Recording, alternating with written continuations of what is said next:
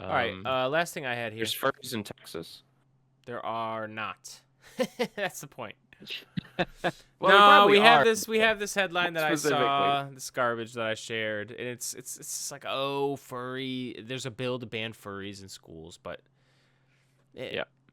the dude that introduced it can't come up with an example of it, and it's just more culture wars, giving people brain rot. Right? We're just shadow boxing issues that don't exist.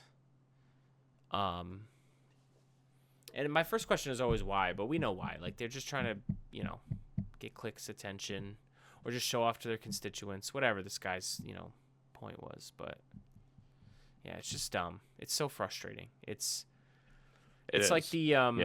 we said earlier in this recording, it's like the anti-establishment sentiment, the institution sentiment. Just reminds me of this where we're getting people who also are in power who have that same mindset of like, I don't have to do any work. I don't have to look into anything. I just need to make sure the seals are clapping and I get reelected.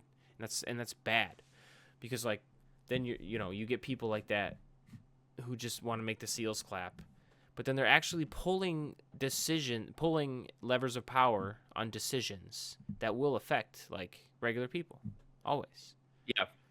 Yeah. But we have these seal clapping morons, and it's frustrating, man. You're not even.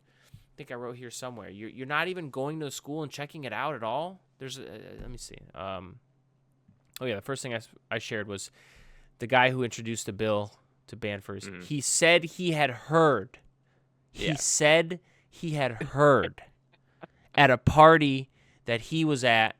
And then his daughter's friend was at, but then she was at a party the night before, and she heard reports of furry-related incident at some school district. All right, it's just like so stupid, man. Mm-hmm. And then more from the article. Representative Gerdes, I guess he's the one that submitted this, contacted Superintendent Cheryl Burns to ask if there were any litter boxes for students on district campuses. This man picked up the phone. Yeah. And called the superintendent. And no shame at all. No maybe I shouldn't make this call. Maybe this makes no sense. Is there a better way to do this? Picked the phone up and called the superintendent and asked this. How embarrassing. How absolutely embarrassing. Burns informed Rep. Gerdes that there were not any litter boxes on campus, but as a courtesy to Rep. Gerdes, Mrs. Burns made the extra effort, which is so weird how they wrote this, made the extra effort to walk the campus to confirm that there were no litter boxes for the students. Go ahead. Yeah, which is hilarious to me that as a superintendent, you would be asked to just look into bathrooms for litter boxes. Wow. Much akin to looking for the pot of gold at the end of a rainbow, it feels like. Right. Because what are we doing? And the fact that he's had this discussion with the superintendent, and they're like, no, dude, there are no litter boxes. They still went to pass this bill? Dude, and it's crazy to me because you just don't I remember first hearing this story a couple years ago, and I can't believe it's still going. I can't believe legislation's getting passed. That was another reason why I shared it. It's like, we're still doing this. Is so stupid, man. This is so stupid. So stupid. Just go, dude. Even if this was true, go look. Go for yourself. What are you doing?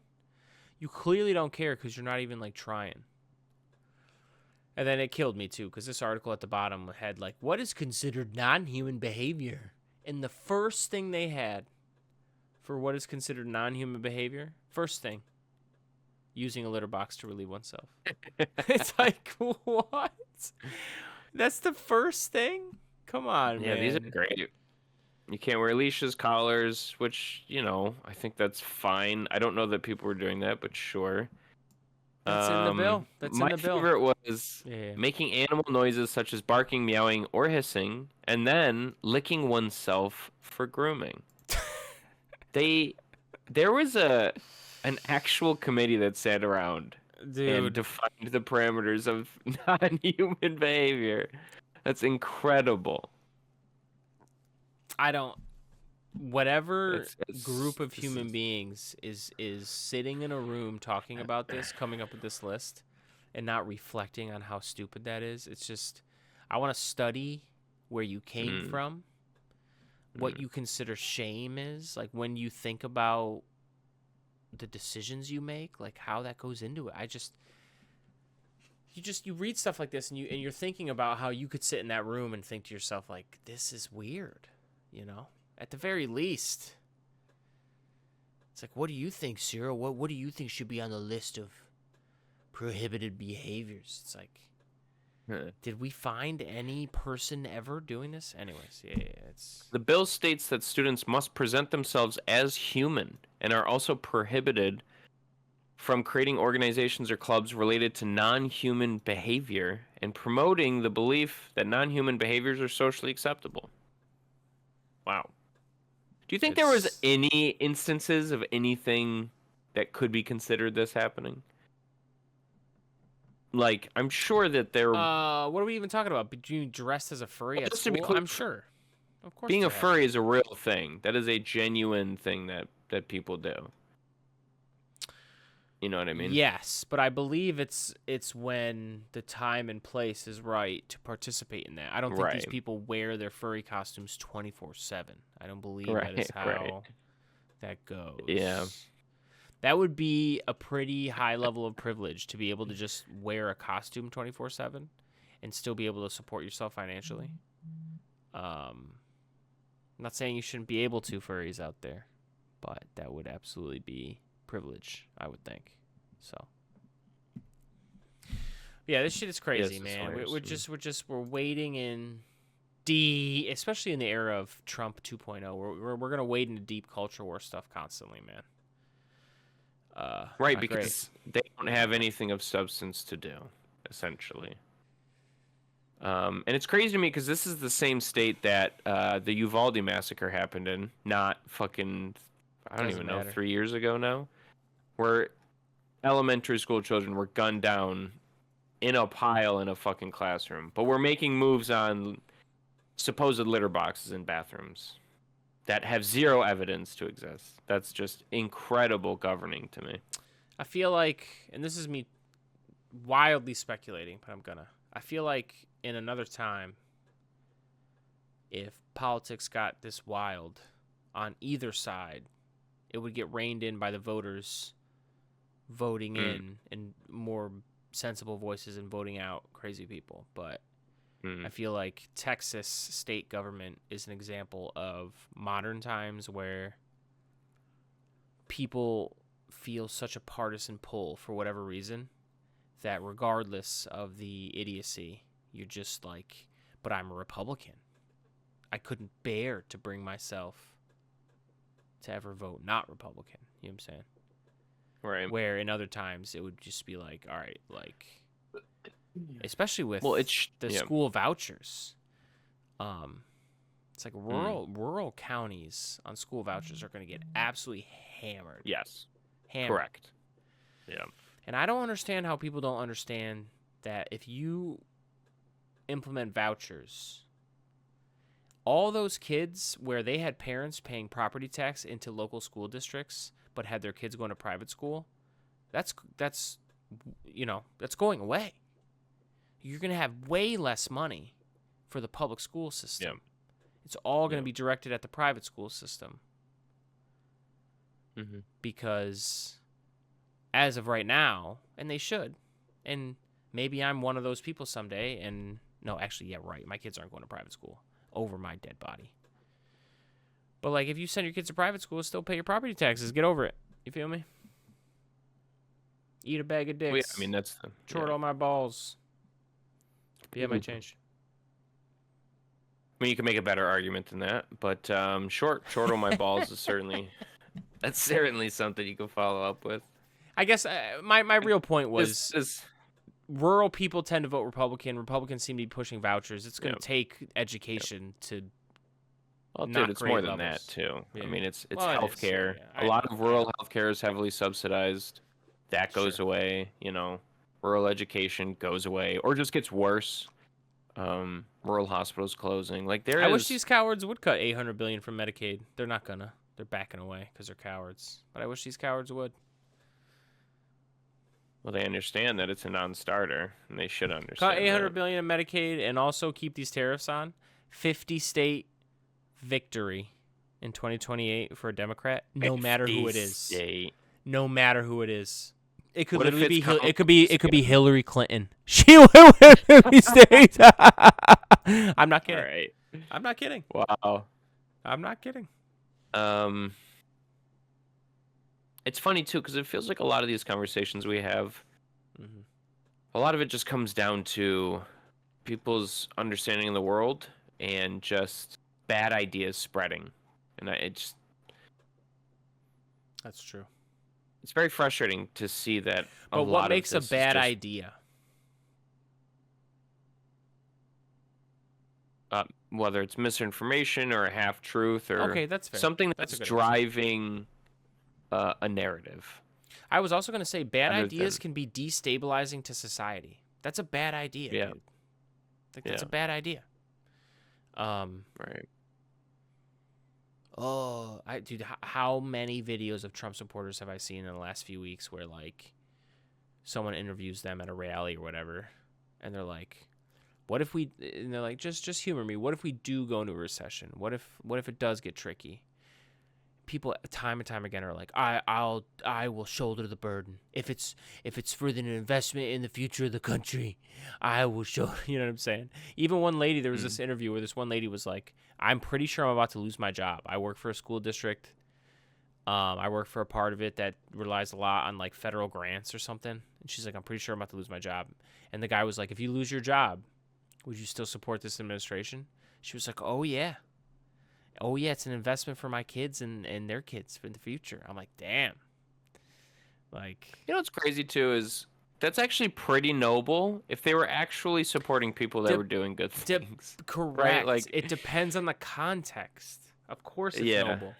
Like, it's noble in the sense that, like, in World War II, men had to step up and everyone back home had to ration, and you couldn't get whatever you wanted. And, you know, that's fine. You'd grow your own food. But when it's, and this is what some outlets say and some don't, but some do. It's like, this is a self-inflicted. This is man-made. Well, the thing that sucks about that is there is no greater cause. They're just cutting support systems. Right. There's no like greater cause here, unless the idea is. I mean, there is something to be said about the deficit and our debt, blah blah blah, for sure.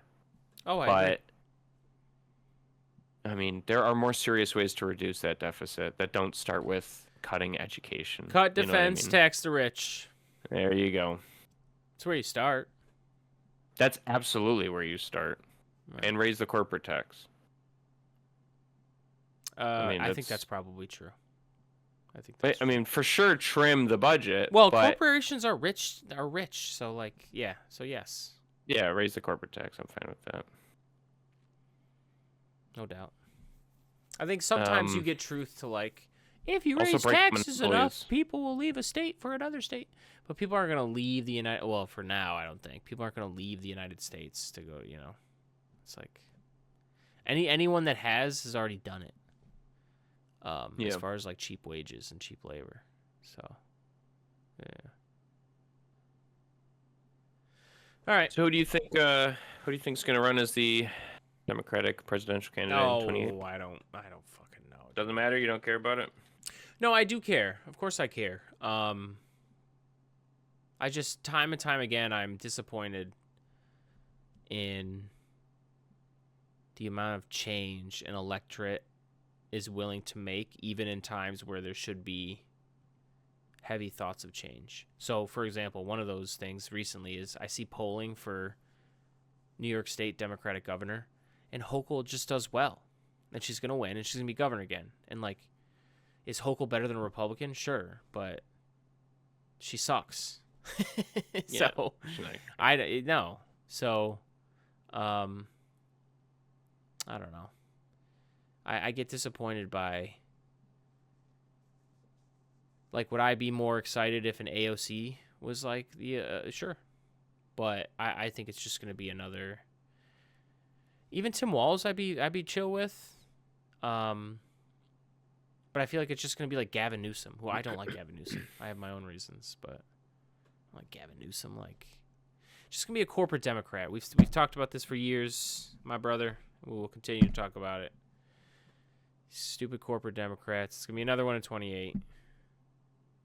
They're gonna campaign with Liz Cheney again, thinking like they're doing anything. No, and we're all gonna just roll our eyes and be like, "Jesus Christ!" Like, what no. All right, we'll see. If they have to understand that they have to change or die. You lost to Trump twice. That's insane. You change or you die. So here's my worry, and I've told you this before. Trump could, with these tariffs, fuck the economy up so bad that Democrats don't have to change, and they're gonna win, and they can get complacent about that. This is what I'm talking about. Yeah, I don't think the consciousness of liberals at this point is the same as it was in 20 or even 16, because they understand that Trump winning again was. I agree with you to an extent. The consciousness of the sort of sphere of ideas on the left is changing, and it's. I don't know where it's going to go, but there's definitely an anti-corporate energy at the moment, and we have to foster that as much as possible. Yeah. You just have to move away from neoliberalism. Yep. And there's plenty of non-neoliberal Democrats in the country. When I say that, I mean from the bottom up, even at the most local of local.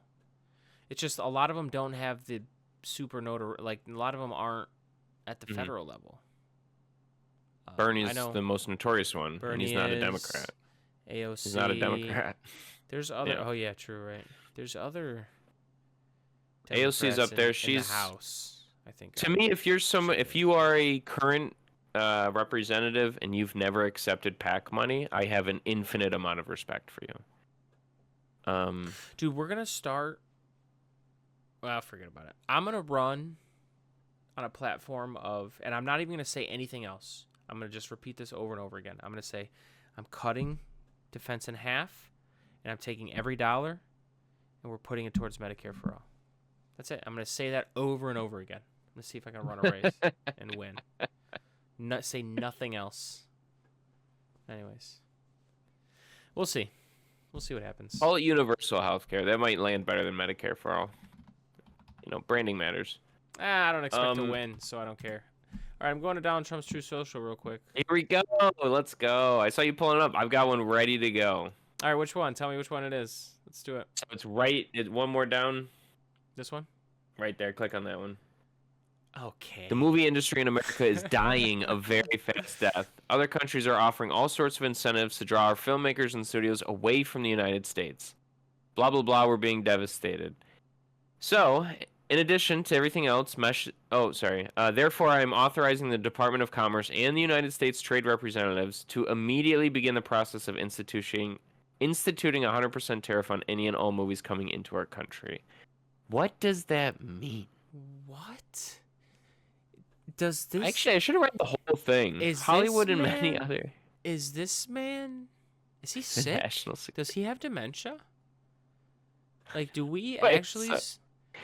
Hollywood and many other areas within the USA are being devastated. This is a concerted effort by other nations, and therefore he's supporting Hollywood in this truth? That's the most surprising part.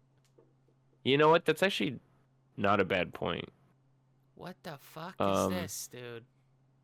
This is crazy. What does a tariff on a movie coming into our country mean, though? What does that mean? I don't, dude. That's what is it? How do you? You know what that means? That's brain rot. I have nobody has no idea what that means.